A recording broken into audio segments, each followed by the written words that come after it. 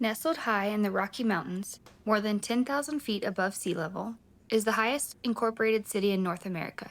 The air is thin, the views are endless, and the town's story is pure Colorado gold. Welcome to Leadville.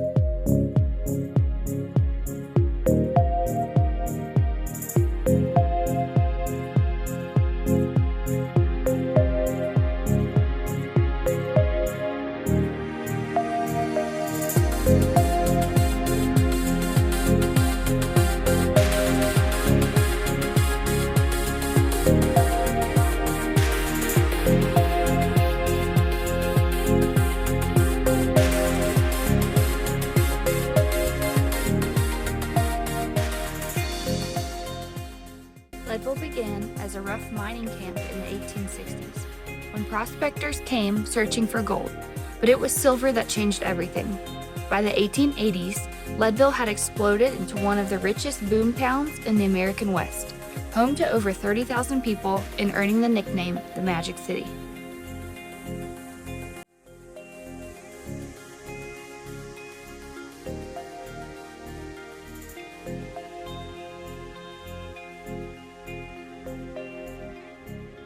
Miners, merchants, gamblers, and dreamers from all over the world arrived to chase fortune in these mountains.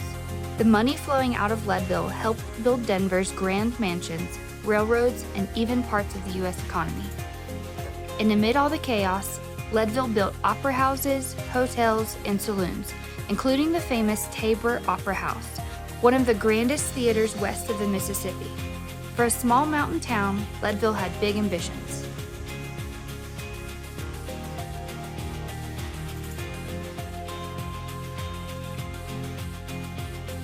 But as fast as it rose, Leadville also fell. The silver crash of 1893 devastated the mining industry. Fortunes disappeared overnight, and many left town. Still, the people who remained found new ways to survive, mining other metals like zinc and lead, and later turning to tourism and outdoor life. Even as the population shrank, the town's character endured. Leadville became a living monument to the toughest and tenacity of the old American West.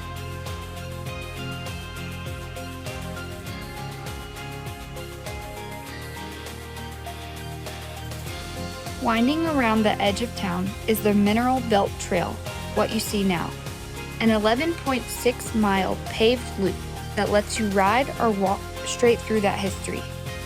Built in the 1990s, along former rail and mining routes, the trail takes you past old mine shafts, rusted rail cars, and ghost town remnants. Informational signs tell the stories of the miners who once worked these hills, and the breathtaking views of the Sawatch and Mosquito Ranges remind you why they stayed. It's a trail that's both peaceful and powerful, part museum, part mountain adventure. And because of the altitude, it quite literally takes your breath away.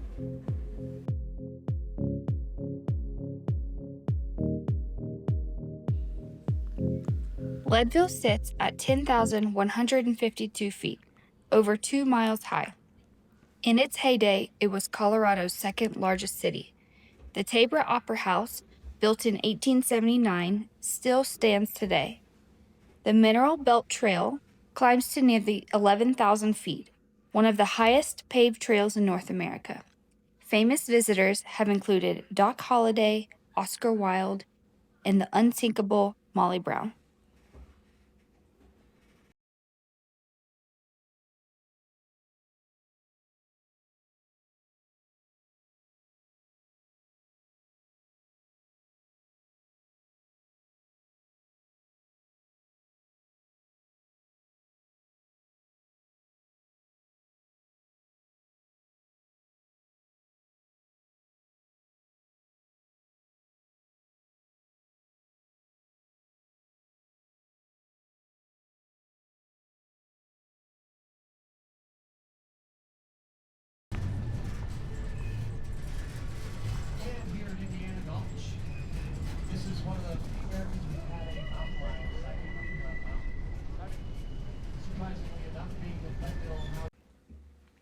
Every great mining town had a railroad, and in Leadville, Colorado, the railroad didn't just serve the mines, it helped build the town itself. When silver was discovered in the mountains above Leadville in the late 1800s, the rush was on, and the railroads raced to reach the boomtown. In 1884, the Denver, South Park, and Pacific Railroad carved its way across the Continental Divide, twice, to connect Leadville with the Front Range. It was a massive engineering feat that was over 10,000 feet in elevation. The line hauled ore, coal, timber, machinery, and supplies for the mines that dotted the mountainsides. Each train load meant more silver, lead, and zinc pulled from the earth, and more wealth pouring into town. The railroad became the lifeline of Leadville, feeding the mines and carrying their riches to the world.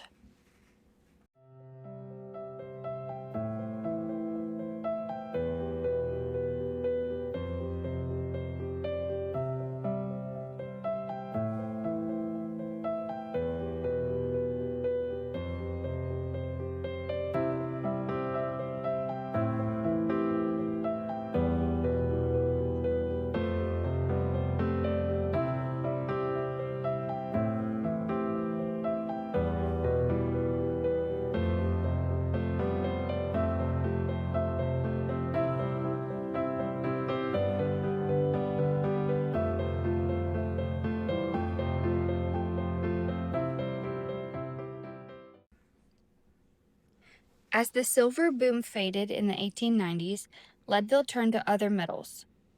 Lead, once thought nearly worthless, suddenly found new purpose. It strengthened steel, powered industry, and during both world wars became essential for building weapons, vehicles, and ammunition. The railroad made it all possible, carrying heavy ore from the Climax mine, one of the largest producers in the world. Those shipments helped America build tanks, ships, and aircraft that defined the 20th century. So even when the mining camps emptied and the Silver Kings were gone, the rails kept working, carrying the mountain's hidden metals into history.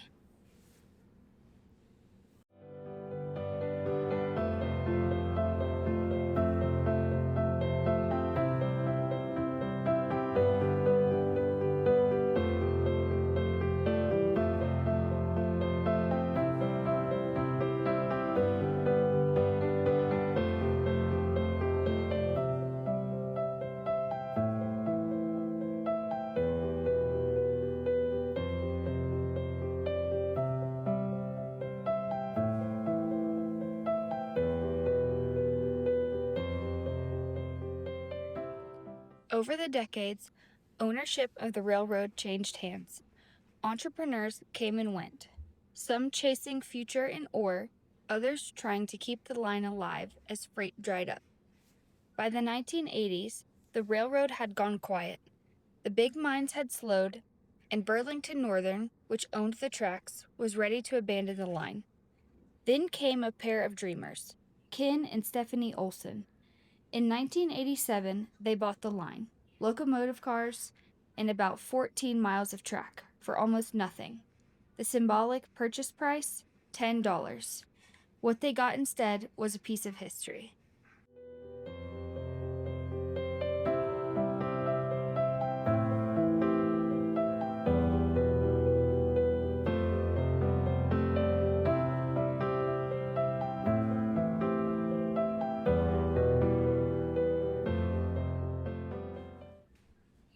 The Leadville Railroad climbs to over 10,800 feet, making it one of the highest standard gauge railroads in North America. At its peak, Leadville's rail network linked 5 major lines, moving millions of tons of ore a year. The Climax mine, served by this railroad, once produced 75% of the world's molybdenum. The Olsons' first passenger train ran on Memorial Day in 1988, and it's been rolling every summer since.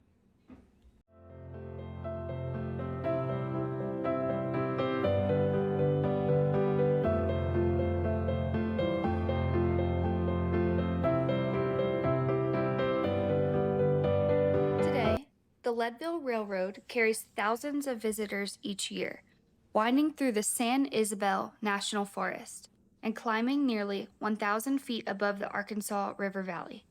In autumn, it's one of the most breathtaking rides in Colorado.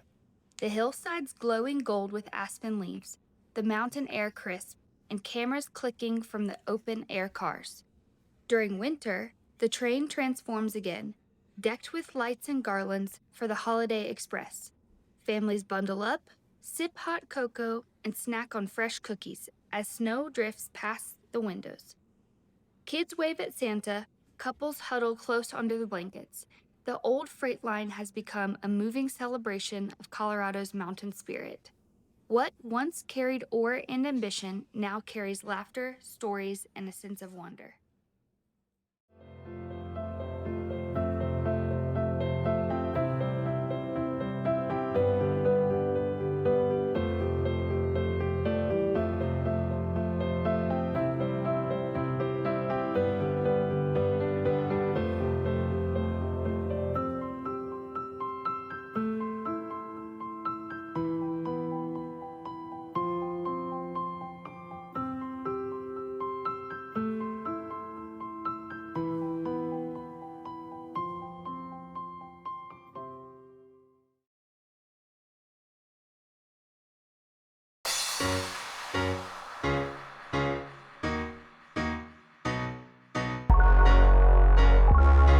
Just above Silverthorne, Colorado, a quiet ridge rises towards the sky, a place where forests give way to tundra and silence carries for miles. This is the Ptarmigan Trail, a winding path that climbs towards Ptarmigan Peak, the highest point of the South Williams Fork Mountains, at nearly 12,500 feet.